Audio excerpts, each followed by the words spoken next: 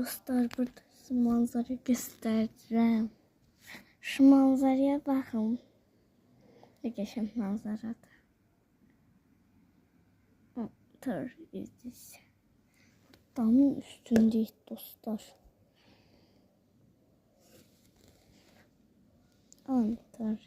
Şurada bir tane yakın neresi var? Şu ev. Ona bakmayı istedim. Gel.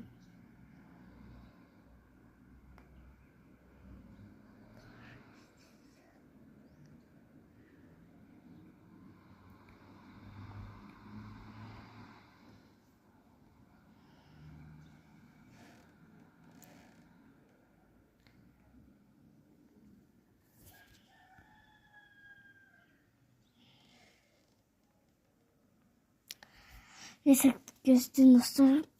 Partiçiye bakın. Partiçi de öyle. Ben videolarıma bakın. Şurada nasıl bir dakika var? Setkaların arasından göstereyim.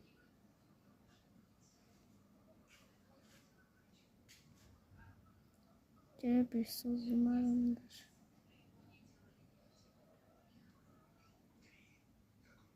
Şu eve içine şuradaki bakın. Şu evin içini göstermek istiyorum. Ama göstermiyorum. Bay.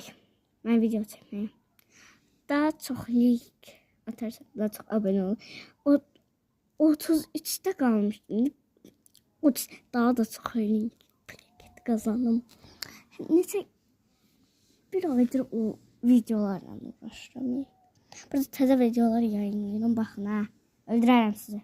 Bye. Ben video çekmeye gittim. Bye.